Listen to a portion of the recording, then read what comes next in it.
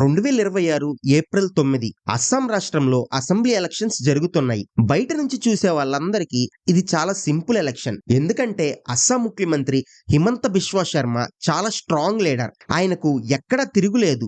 BJP మళ్ళీ ఈజీగా అధికారంలోకి వస్తుందని చాలా మంది ఫిక్స్ అయిపోయారు. కానీ తెర వెనుక ఒక పెద్ద పొలిటికల్ భూకంపం జరుగుతుంది. అసలు ఎవ్వరూ ఊహించని విధంగా గ్రౌండ్ లెవెల్లో ఒక సైలెంట్ వేవ్ నడుస్తుంది. మొన్నటి వరకు సైలెంట్ గా ఉన్న ఒక యువ నాయకుడు ఇప్పుడు ఏకంగా ముఖ్యమంత్రి కుర్చీని టార్గెట్ చేసి హిమంత బిశ్వా శర్మకే నిద్ర లేకుండా చేస్తున్నాడు.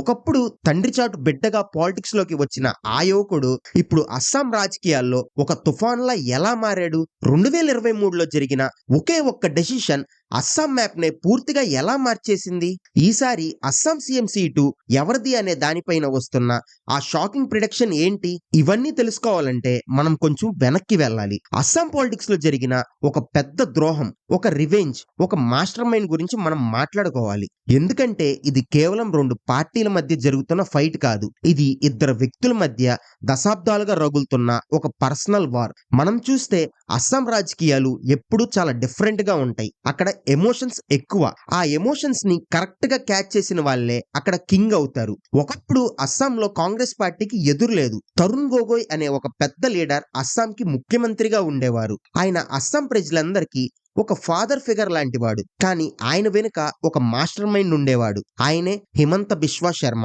తరుణ్ గొగోయ్ కు ఏ చిన్న సమస్య వచ్చినా, ఏ ఎలక్షన్ గెలవాలన్నా హిమంత బిశ్వా శర్మనే అంతా ముందుండి చూసుకునేవాడు. కాంగ్రెస్ పార్టీలో తరుణ్ గొగోయ్ తర్వాత ఆ రేంజ్ లో పవర్ ఉన్న లీడర్ హిమంత మాత్రమే. అప్పట్లో అందరూ ఏమనుకునేవారంటే తరుణ్ గొగోయ్ తర్వాత అస్సాంకి నెక్స్ట్ ముఖ్యమంత్రి ఖచ్చితంగా హిమంత బిశ్వా శర్మనే అని. అంత సాఫీగా సాగిపోతున్న టైంలో ఎవ్వరూ ఊహించని ఒక ట్విస్ట్ ఎదురైంది. పాలిటిక్స్ లో ఎప్పుడు రక్తం పంచుకు పుట్టిన వాళ్ళకే ఫస్ట్ ప్రిఫరెన్స్ ఉంటుంది కదా, సరిగ్గా అదే జరిగింది. తరుణ్ గొగోయ్ కొడుకు గౌరవ్ గొగోయ్ పాలిటిక్స్ లోకి సడన్ గా ఎంట్రీ ఇచ్చాడు. ఫారెన్ లో చదువుకొని మంచి కార్పొరేట్ స్టైల్లో ఉన్న గౌరవ్ గొగోయ్ ఎంట్రీతో హిమంత బిశ్వా శర్మకు ఎక్కడో చిన్న డౌట్ స్టార్ట్ అయింది. పార్టీలో తన ప్లేస్ కి, తన భవిష్యత్తుకి ఎక్కడ ఎసరు వస్తుందో అని లోపల లోపల ఒక భయం మొదలైంది. అక్కడే అసలు కథ మొదలైంది. హిమంత బిశ్వా శర్మకు మరియు కాంగ్రెస్ హైకమాండ్ కు మధ్య గ్యాప్ రోజు రోజుకి పెరిగిపోయింది. రాహుల్ గాంధీ లాంటి పెద్ద లీడర్స్ ని కలిసి తన ప్రాబ్లమ్స్ చెప్పుకోవడానికి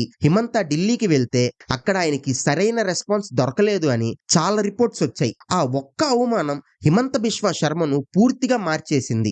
ఎవరి కోసమైతే తాను రాత్రింబవళ్ళు కష్టపడి పార్టీని నిలబెట్టాడో వాళ్లే తనను పక్కన పెడుతున్నారని అర్థమైన క్షణం హిమంత్ ఒక సంచలన నిర్ణయం తీసుకున్నాడు. 2015లో కాంగ్రెస్ పార్టీకి గుడ్ బై చెప్పేసి డైరెక్ట్ గా బీజేపీలో జాయిన్ అయ్యాడు. అప్పటి వరకు అస్సాంలో బీజేపీకి అంత పెద్ద పట్టు లేదు. వాళ్ళకు ఒక బలమైన ఫేస్ కూడా లేదు. కానీ హిమంత రాకతో సీన్ మొత్తం రివర్స్ అయ్యింది. తనకున్న నెట్వర్క్, తన మైండ్ గేమ్స్, తన పాలిటిక్స్ తో అస్సాంలో బీజేపీని అధికారంలోకి తీసుకొచ్చాడు. 2016లో బీజేపీ గవర్నమెంట్ ఫామ్ చేసిన సర్బానంద్ సోనోవాల్ కి సీఎం పోస్ట్ ఇచ్చారు. కానీ పవర్ మొత్తం హిమంత చేతిలోనే ఉండేది. ఆ తరువాత 2021లో జరిగిన ఎలక్షన్స్ లో బీజేపీ మళ్లీ గెలిచింది. ఈసారి హిమంత బిశ్వా శర్మ డైరెక్ట్ గా అస్సాం ముఖ్యమంత్రి అయ్యాడు. ఒకప్పుడు తనను అవమానించిన కాంగ్రెస్ పార్టీని అస్సాంలో లేకుండా చేయడమే లక్ష్యంగా హిమంత తన గేమ్ ని స్టార్ట్ చేశాడు. ఇదంతా ఒకవైపు జరుగుతుంటే కాంగ్రెస్ పార్టీ పరిస్థితి అస్సాంలో రోజు రోజుకి దిగజారిపోయింది.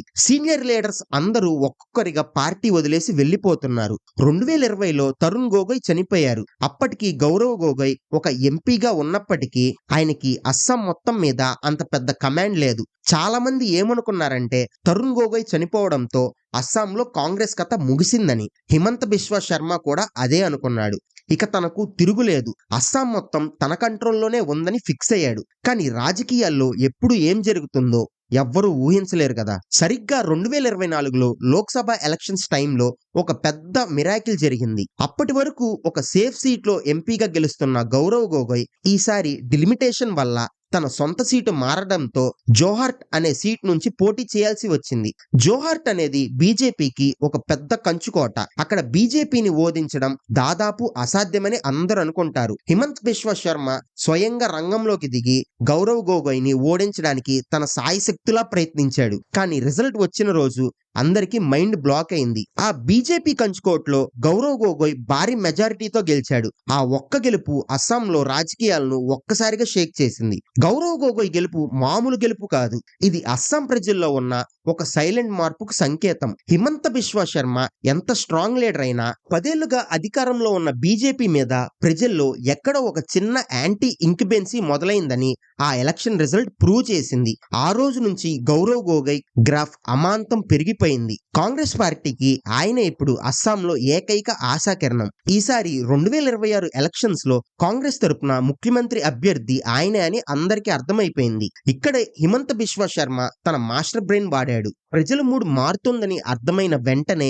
ఆయన ఎలక్షన్ సిస్టమ్ నే మార్చే ప్రయత్నం చేశాడు. అదే 2023 డిలిమిటేషన్. ఈ పదం వినడానికి కొంచెం టెక్నికల్ గా అనిపించచ్చు గానీ అస్సాం రాజకీయాల్లో ఇది ఒక బ్రహ్మాస్త్రం లాంటిది. డిలిమిటేషన్ అంటే ఏంటంటే ఒక రాష్ట్రంలో ఉన్న ఎలక్షన్ నియోజకవర్గాల సరిహద్దులను జనాభా లెక్కల ప్రకారం మార్చడం. అంటే ఒక ఊరిని ఒక నియోజకవర్గం నుంచి తీసి మరో నియోజకవర్గంలో కలపడం. దీనివల్ల లాభం ఏంటని మీకు డౌట్ రావచ్చు. అక్కడే ఉంది అసలు లాజిక్. అస్సాంలో ముస్లిం ఓటర్లు చాలా కీలకం. ముఖ్యంగా బంగ్లాదేశ్ నుంచి వచ్చిన వారు కొన్ని నియోజకవర్గాల్లో గెలుపోటములను డిసైడ్ చేసే స్థాయిలో ఉన్నారు. బద్రుద్దీన్ అజ్మల్ అనే నాయకుడికి చెందిన ఏఐయుడిఎఫ్ పార్టీకి ఈ ముస్లిం ఓటర్లే ప్రధాన బలం. కాంగ్రెస్ కి కూడా వీళ్ళ సపోర్ట్ చాలా ఉండేది. దీన్ని గమనించిన హిమంత బిశ్వ శర్మ ప్రభుత్వం డిలిమిటేషన్ ప్రక్రియ ద్వారా ఈ ముస్లిం ఓటర్లు ఎక్కువగా ఉన్న నియోజకవర్గాలను విభజించి పక్కన ఉన్న వేరే నియోజకవర్గాల్లో కలిపేశారు. దీనివల్ల ముస్లిం ఓటర్ల ప్రభావం చాలా వరకు తగ్గిపోయింది. అదే సమయంలో స్థానిక అస్సామీలు, గిరిజనులు ఎక్కువగా ఉన్న ప్రాంతాలకు ఎక్కువ ఇంపార్టెన్స్ ఇచ్చారు. ఎస్టీ రిజర్వ్డ్ సీట్లను 16 నుంచి 19కి పెంచారు. ఈ డిలిమిటేషన్ దెబ్బతో అస్సాం మ్యాప్ పూర్తిగా మారిపోయింది. అప్పటి వరకు ఉన్న పొలిటికల్ సమీకరణలో అన్ని తలకిందులయ్యాయి.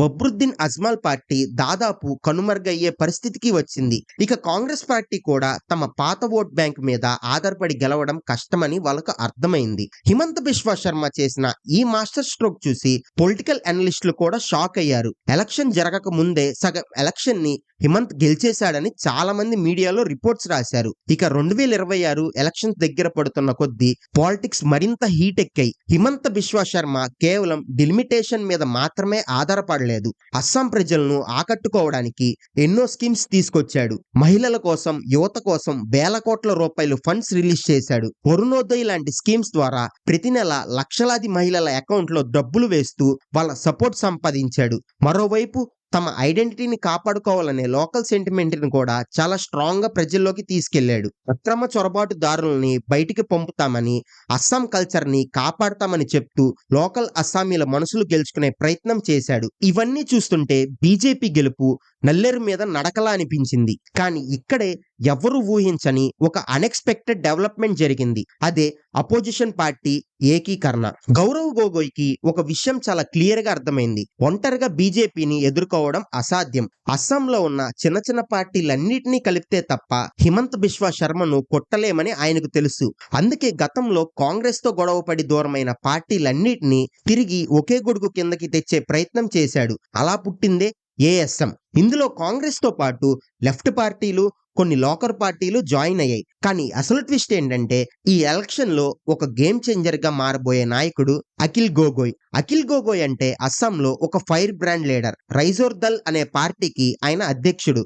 గతంలో సిఏఏ లాంటి వాటికి వ్యతిరేకంగా పెద్దెత్తున పోరాటం చేసి జైలుకు కూడా వెళ్ళాడు. ఆయనకు అస్సాం యువతలో ముఖ్యంగా రూరల్ ఏరియాల్లో పెద్ద ఫాలోయింగ్ ఉంది. మార్చ్ 2026 నాటికి ఎలక్షన్ ఫీవర్ పీక్స్ లో ఉన్న టైంలో సీట్లు సర్దుబాటు కుదరక బయటకు వెళ్ళిపోయిన అఖిల్ గొగోయ్ మళ్ళీ తిరిగి కాంగ్రెస్ కూటమిలో చేరడం అనేది ఒక పెద్ద సంచలనం. అంతేకాదు ఈ కూటమి ముఖ్యమంత్రి అభ్యర్థిగా గౌరవ్ గొగోయ్ ని అఖిల్ గొగోయ్ స్వయంగా ప్రకటించాడు. దీంతో అపోజిషన్ లో ఒక కొత్త ఎనర్జీ వచ్చింది. అయితే హిమంత బిశ్వ శర్మ ఊరుకుంటాడా? ఆయన రాజకీయ సదరంగంలో ఎప్పుడు ఏ పావు కదుపుతాడో ఎవ్వరికీ తెలియదు. అపోజిషన్ కూటమి బలపడుతుందని తెలియగానే కాంగ్రెస్ పార్టీలో ఉన్న కీలక నాయకులకు వల వేశాడు. ఎలక్షన్స్ కి సరిగ్గా కొద్ది రోజుల ముందు కాంగ్రెస్ లో దశాబ్దాలుగా ఉన్న సీనియర్ నాయకులు సడన్ గా బీజేపీలోకి జాయిన్ అయిపోయారు.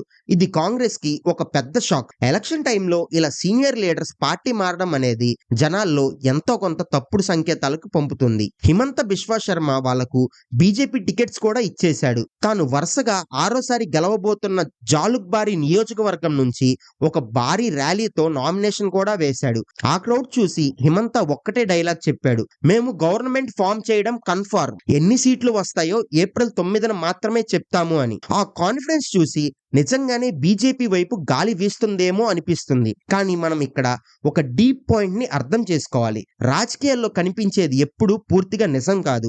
గ్రౌండ్ లెవెల్లో జనం నాడి వేరుగా ఉంటుంది. చాలా సర్వేలు, రిపోర్ట్స్ ఏం చెప్తున్నాయంటే 2026 అస్సాం ఎలక్షన్స్ ఓ వన్ సైడెడ్ గేమ్ కాదు. ఇది ఒక టఫ్ ఫైట్. ఒకవైపు హిమంత బిశ్వా శర్మ అనుభవం, బీజేపీ మనీ పవర్, వాళ్ళ డెవలప్మెంట్ స్కీమ్స్, డిలిమిటేషన్ అడ్వాంటేజ్ ఉన్నాయి. కానీ మరోవైపు గౌరవ్ గొగోయ్ మీద ఉన్న సింపతి, ఆయన క్లీన్ ఇమేజ్, తరుణ్ గొగోయ్ కొడుకు అనే ఎమోషన్, అఖిల్ గొగోయ్ లాంటి లీడర్ సపోర్ట్, 10 ఏళ్లుగా అధికారంలో ఉన్న బీజేపీ మీద సహజంగా ఉండే వ్యతిరేకత, ఇవన్నీ కలిపి ఒక సైలెంట్ సునామీలా మారుతున్నాయి. కొంతమంది కాంగ్రెస్ లీడర్స్ బీజేపీలోకి వెళ్ళిపోయినప్పటికీ ఆ పార్టీ క్యాడర్ లో మాత్రం ఒక కసి పెరిగింది.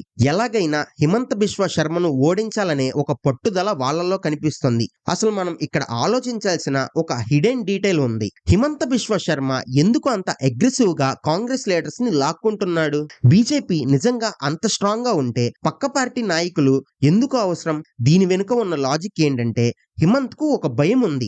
అదేంటంటే అస్సాంలో లోకల్ సెంటిమెంట్ చాలా ఎక్కువగా ఉంటుంది. ఒకవేళ గౌరవ్ గొగోయ్ ఆ సెంటిమెంట్ ని వాడుకొని ప్రజల ఎమోషన్స్ ని ట్రిగర్ చేస్తే ఏ స్కీమ్స్ పని చేయవని ఆయనకు తెలుసు. అందుకే కాంగ్రెస్ ని మానసికంగా దెబ్బతీయడానికి ఇలాంటి మైండ్ గేమ్స్ ఆడుతున్నాడు. కానీ గౌరవ్ గొగోయ్ కూడా చాలా మెచ్యూర్డ్ గా ఆలోచిస్తున్నాడు. తన మీద పర్సనల్ అటాక్స్ జరుగుతున్నా, తన ఫ్యామిలీ మీద ఆరోపణలు వస్తున్నా సరే ఆయన ఎక్కడా టెంపర్ లూజ్ అవ్వకుండా తన పని తాను చేసుకుంటూ పోతున్నాడు. ఇది నా ఒక్కడి సమస్య కాదు, అస్సాం భవిష్యత్తు సమస్య అని ప్రజల్లోకి వెళ్తున్నాడు. గౌరవ్ గొగోయ్ కి ముస్లిం ఓటర్లో కూడా చాలా మంచి సపోర్ట్ ఉంది. ఈ కూల్ యాటిట్యూడ్ జనాలకు బాగా కనెక్ట్ అవుతుంది. మరి ఫైనల్ గా 2026లో అస్సాం సీఎం ఎవరు అవుతారు? ఆ షాకింగ్ ప్రిడిక్షన్ ఏంటి? ఇక్కడే అసలు ట్విస్ట్ ఉంది. ఎలక్షన్ సర్వేలు, గ్రౌండ్ లెవెల్ రిపోర్ట్స్ అన్నీ ఒకటే చెప్తున్నాయి, బీజేపీకి ఎడ్జ్ ఉన్న మాట వాస్తవమే. అయినా అది వాళ్ళు అనుకున్నంత ఈజీ అయితే కాదు. ఈసారి ప్రతి సీటు కోసం ఒక యుద్ధమే జరగబోతుంది. ఒకవేళ ఏఎస్ఎం కూటమి ముస్లిం ఓట్లతో పాటు కొద్ది శాతం అస్సామీ లోకల్ ఓట్లను కూడా తమ వైపు తిప్పుకోగలిగితే అస్సాం రాజకీయాల్లోనే అతిపెద్ద సంచలనం జరగవచ్చు. హిమంత బిశ్వా శర్మ ప్లాన్స్ అన్ని రివర్స్ అయ్యే ఛాన్స్ కూడా ఉంది. ఎందుకంటే డిలిమిటేషన్ వల్ల బీజేపీకి లాభం జరిగిందని అందరూ అనుకుంటున్నారు. కానీ దానివల్ల కొన్ని లోకల్ గ్రూప్స్ లో అసంతృప్తి కూడా పెరిగింది.